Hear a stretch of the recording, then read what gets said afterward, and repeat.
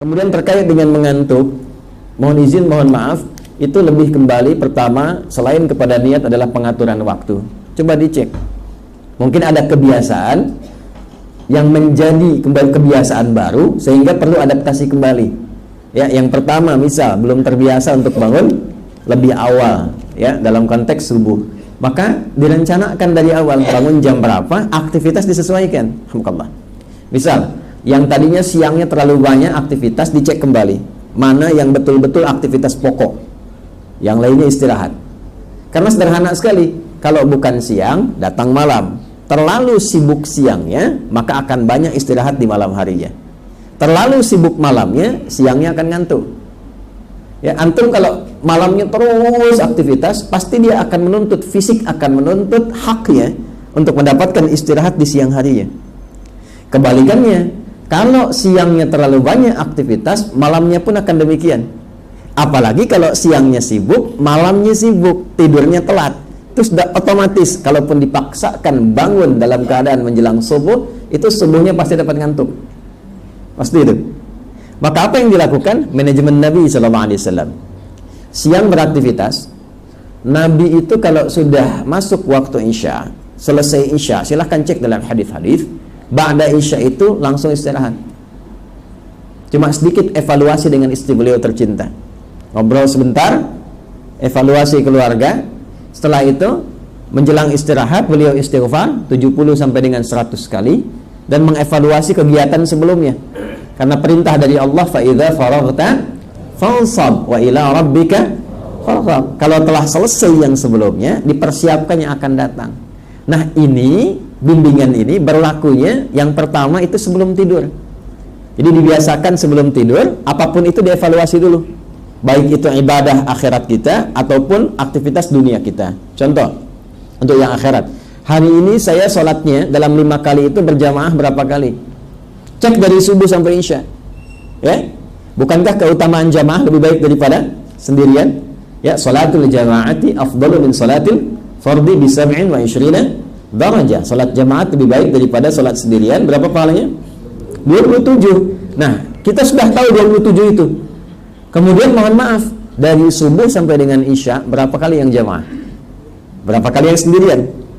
Misal, hari kemarin saya jamaahnya 4 kali, 1 belum. Satunya di waktu zuhur. Maka rencanakan, minta sama Allah supaya besok kita rencanakan zuhur berjamaah.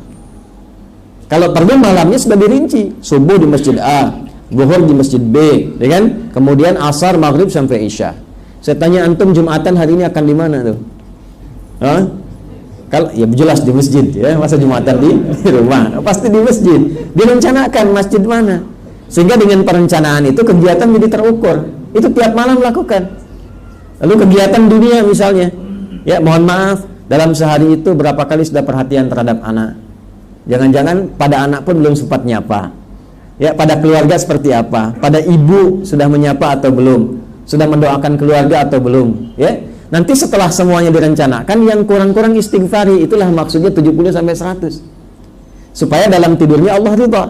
Jadi kalau orang terbiasa istighfar, mengoreksi, mengevaluasi istighfar, itu akan membantu dia mendapatkan suasana tidur yang tenang. Akhirnya tidurnya lebih tenang, lebih enak, lebih nyaman. Diatur Nabi ba'da Isya demikian, paling-paling 15-30 menit selesai istirahat. Jadi kalau sekarang misalnya selesai setengah 8 salat Isya, jam 8 sudah istirahat. Bangun pertengahan malam. Ya, saya pernah mengukur itu dalam hadis, kalau kurang lebih setengah 8, jam 8 selesai, itu bangunnya kurang lebih jam setengah 2 lah.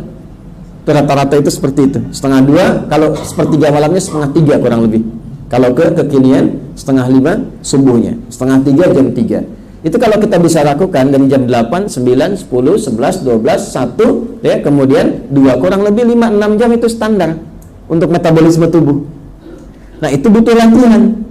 Kalau kita biasakan demikian, bangun standarnya 5, 6 jam, tergantung jam berapa kita istirahat, itu tubuh akan menyesuaikan dengan sendirinya terbawa. Nah, apakah Nabi pernah begadang? Pernah.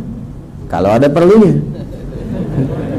Ya, makanya kan rumusnya begadang jangan begadang. Begadang boleh saja kalau ada perlunya. Nah, Nabi itu tercatat pernah begadang kalau ada perlunya. Apa di antara perlunya? Diskusi hukum.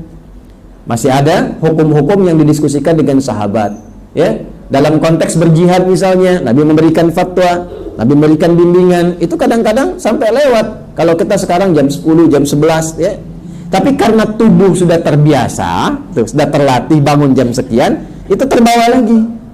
Terbiasa lagi, metabolismenya sudah bisa menyesuaikan.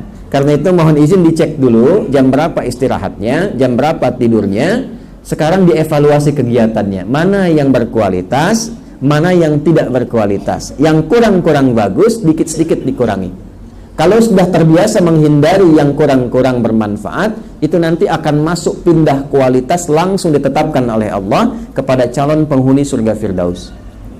Ya, nggak cukup dengan amin, kita petakan dulu, ya. Di antara ciri khas calon penghuni Firdaus itu meninggalkan segala yang tidak penting. Ya, walladzina hum 'anil lagwi mu'ridun. Quran surah ke-23, surah Al-Mu'minun di ayat yang ketiga. Qad aflahal mu'minun, satu, alladzina hum fi salatihim khashi'un, dua, walladzina hum 'anil lagwi mu'ridun. Yaitu orang-orang yang gemar memfokuskan kegiatannya pada yang bermanfaat saja. Jadi kalau tak bermanfaat sudah tinggalkan. Kita bicara tak bermanfaat, diam. Memandang tak ada manfaatnya, palingkan. Malam-malam nggak ada manfaatnya, untuk apa kemudian diteruskan? Istirahat saja, ya. Wah, ini ada kegiatan bola rame misalnya kan, jamnya bisa mengganggu aktivitas kita. Sekarang kan eranya sudah berubah, apa yang dilihat malam bisa ditonton besok, ya. Antum nggak dapat ceramah sekarang, besok tayang di YouTube kan, ya kan? Jadi kalau bisa dilihat besok, kenapa dipaksakan malam yang merusak inti ibadah kita? Tahajud tuh nggak bisa dibesokin. Dan tahajud malam ini beda dengan tahajud besok. Jadi kalau nggak dapat malam ini, belum tentu dapat besok. Kan belum tentu hidup. Ya, jelas ya? Ya, baik. Wallahu a'lam bishshawab.